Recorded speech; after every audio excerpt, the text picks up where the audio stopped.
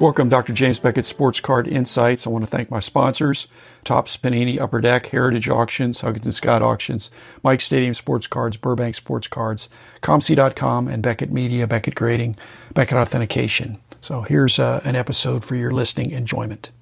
This is an industry where your inventory is appreciating. It's not even depreciating. So the value of some of that scarcer stuff is going up. So if you sell it now, you could sell it for more next year. So why rush it? Is there any other industry like that where your inventory appreciates? And collectors get the benefit of that too.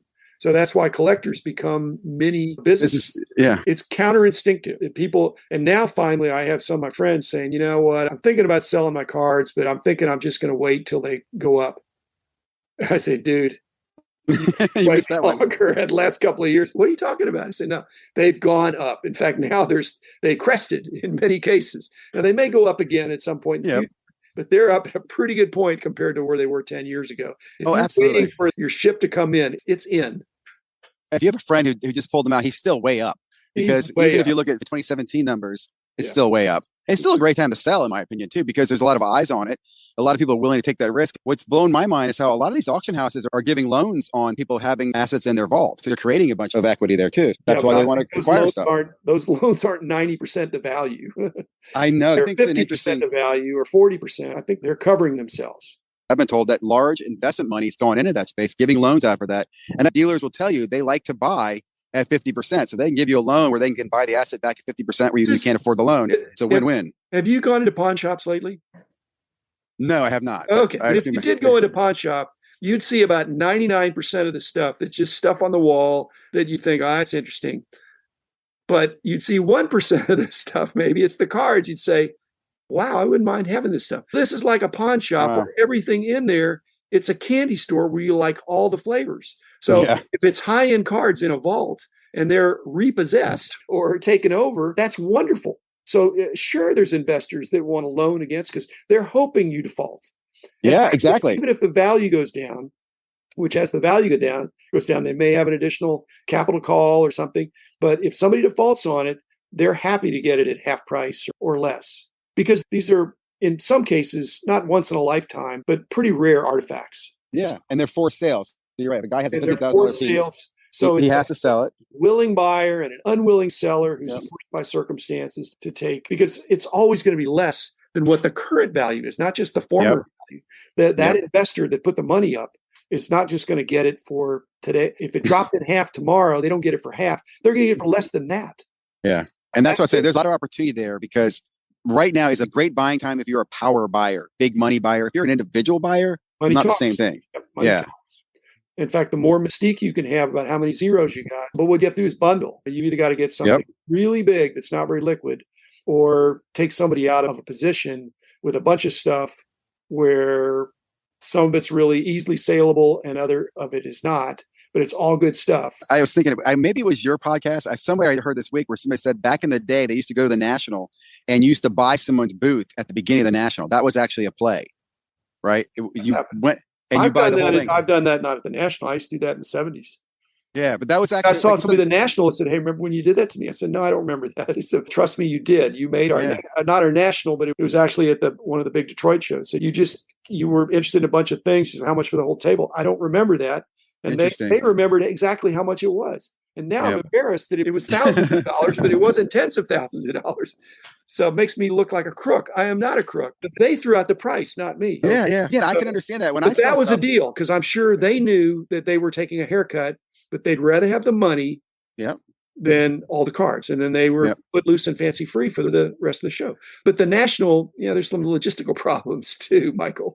Yeah, the podcast said there was one guy who would set up every year with a lot to sell. And you could come there every year and you could just buy him out. But he wouldn't sell his spot. In other words, next year he'd be back again because he was like a continuous dealer. But he'd start there in the beginning of the year. You want to buy it all? Here's my price. And he'd also have a price at the end of the week. So if he didn't sell it, he'd sell it at the end of the week. But again, it was just interesting to hear that perspective of guys just buying out big lots, just buy the whole thing out. Chris Sewell's a great example, a baseball card collector, investor, dealer. He makes a living buying collections.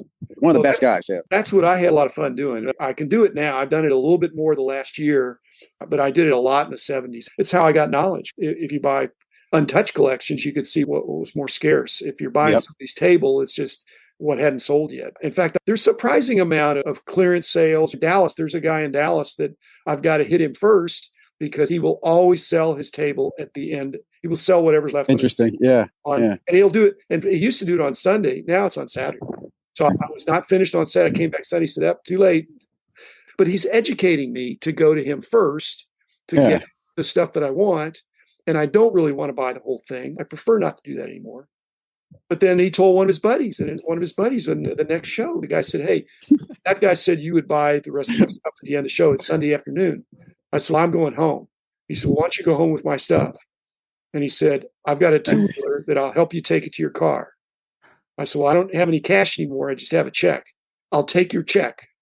Yeah, I know who you are. He did. I know. And I said, yeah, but you got some non-sport in there. I don't really collect that. He said, I'll throw that in for free. You have to take it all.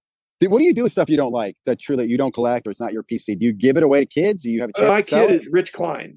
I only give cards to Rich, and Rich, there's an ecosystem through Rich. Gets rid of some of them through his synagogue show benefit, as well as does some other placements of cards. So not a big deal. So he and I go way back. And then I put some stuff on eBay. I put some stuff on ComC, and nothing super serious, but enough that it's fun. I think every card should have a home. I agree. Like, I don't the next home for it. Yeah, I don't want any cards being thrown away. Used to, before COVID, my sons and I used to give cards to the Boys and Girls Club. We haven't done it since then. I've been shipping to different people and stuff like that. But we always find a place to give the cards away. And I don't want them to go to waste because somebody's going to have them. It used to be you could get a 1/10 of a cent a piece for them. And that's not even worth the box that it's.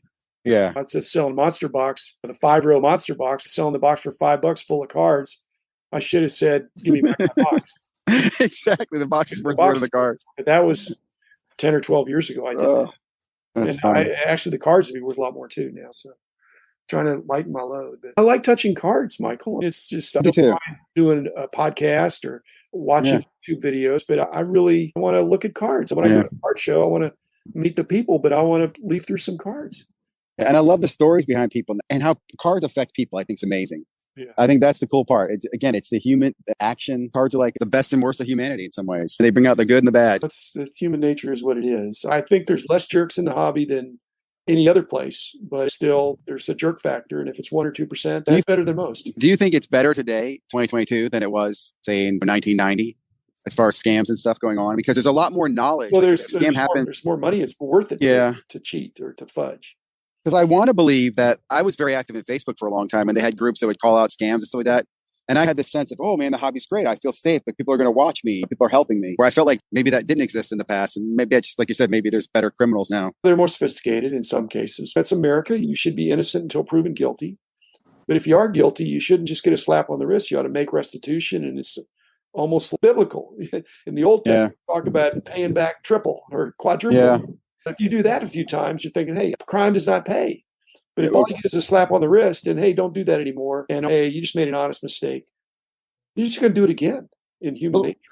More education, definitely the key. Finding, sharing, being open-minded, learning new stuff. Like I said, I learned a lot. Just the fact the 86 boxes weren't sealed themselves. Never thought about that. I still think it's funny just how much is still unknown and people still don't know about the hobby. Knowledge is probably one of the most important things you can have, and there's so little of it out there. There's a business reason for not sealing them, too. They didn't sell very well. Think of it. You weren't really supposed to buy a box if you're a collector, because a box would be overkill. You'd have 2 sets. You'd have 2 sets, two and a half sets. But so they had a lot of action was in buying the packs. Wrapping it up implies we want to sell boxes, and the boxes were super cheap. Packs were 50 cents or something. Yeah. I was a kid in the 80s and I never bought boxes. I don't think I ever bought a box. You bought packs. And none of the Topps boxes in the 50s and 60s when I was a kid were wrapped. In fact, they propped them up to where they had the counter display. Yeah.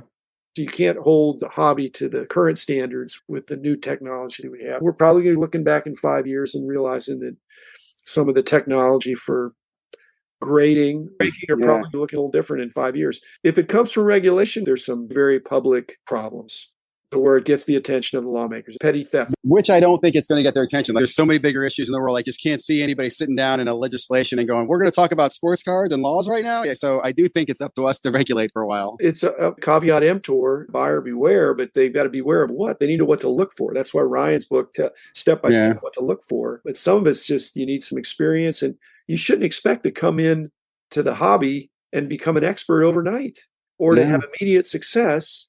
In fact, the less experience you have, the more likely you are to get burned. Yeah. You don't know who you're dealing with. Some parts of the world, it's always relationship first. Yep. Yep. And until that relationship is established, we're not doing any business. Yep. And if that were the case, it slows things down, but you're going to have a lot less goof ups.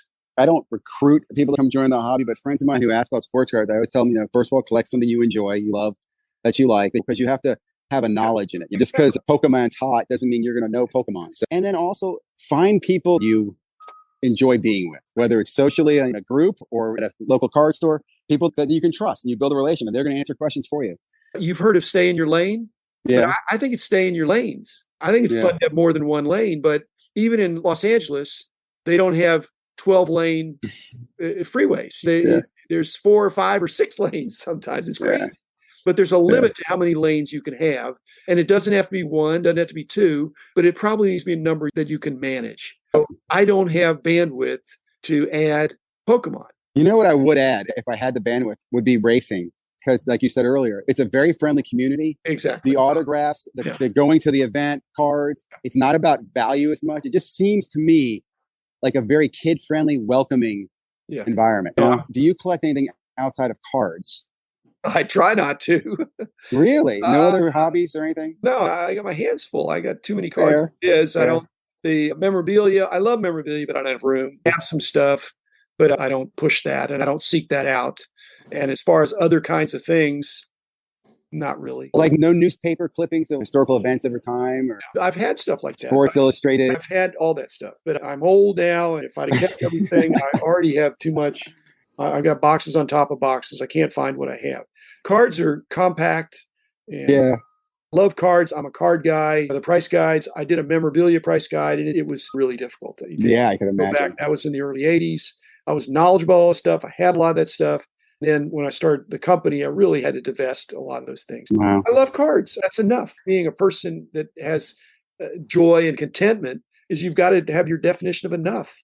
And for me, enough is sports cards, not trading cards, but sports cards. I love it, but I could also tell you, I could walk away, not quit it, but I could see taking a break and then coming back in like 5 or 10 years and being like, oh, what's changed? Oh, wow, look at this. Because I like collecting other things too. But there's no wrong answer. It's just for me, it's been a life and it's been a great blessing. Yep. Some wonderful people that are lifelong friends and still the most trusted name in the hobby. I'm still pulling for the Beckett name.